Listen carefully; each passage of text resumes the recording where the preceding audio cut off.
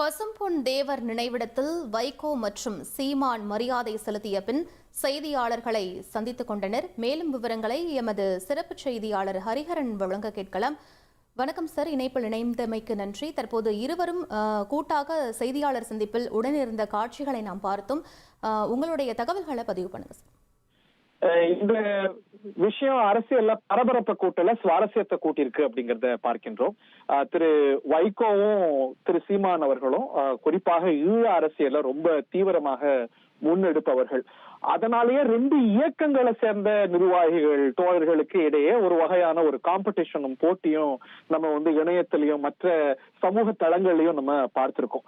ஒரு வகையான ஒரு ஒரு காம்ப்ளிகேட்டட் ரிலேஷன்ஷிப் இந்த ரெண்டு அமைப்புகளுக்கும் இடையே இருக்கு அப்படிங்கறத நம்ம பார்க்கலாம்.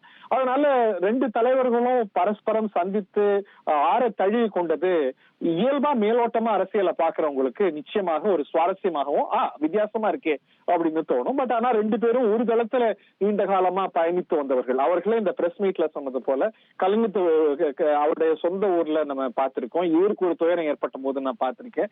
இதுல என்ன ஆச்சரியம் இருக்கு அப்படின்னு இருவரும் ஆற தழுவி கொண்டாங்க.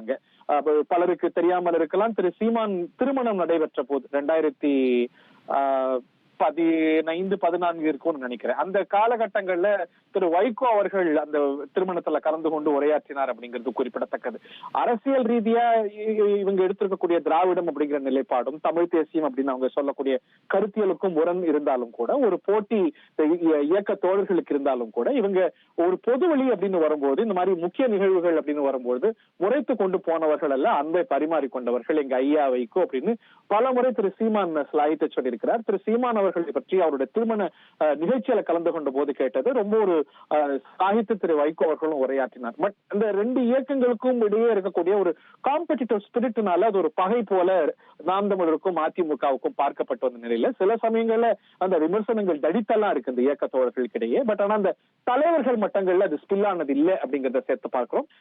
விதிவிலக்குகளும் கூட இருக்கிறது. சில தருணங்கள்ல திரு வைகோ அவர்கள் நாம் தமிழரை விமர்சிச்சு கடுமையா பேசின தருணங்களும் உண்டு, வைசி வர்சா. பட் இதற்கெல்லாம் மத்தியில பல சுவாரஸ்யங்களுக்கு மத்தியில ஒரு சுவாரஸ்யமாக திரு வைகோ சீமானும் ஒரே பிரஸ் மீட்ல ரெண்டு பேரும் ரெண்டு அணிகள்ல வேற இருக்கிறாங்கிறது குறிப்பிடத்தக்கது. திரு சீமான் பொறுத்த வரைக்கும் கடுமையான கருத்துக்களை பல தலைவர்கள் மேல வைத்தாலும் கூட நேர பார்க்கும்போது முதலமைச்சராகட்டும் எதிர்கட்சி தலைவராகட்டும் அவங்கள நேர பார்க்கும்போது அந்த ஒரு திரு அண்ணாமலை ஆகட்டும் அந்த ஒரு பிளசன்ட்ரீஸ அந்த ஒரு நாகரிகத்தை கடைபிடிப்பவர் அப்படிங்கிறது குறிப்பிடத்தக்கது. தமிழ்நாடு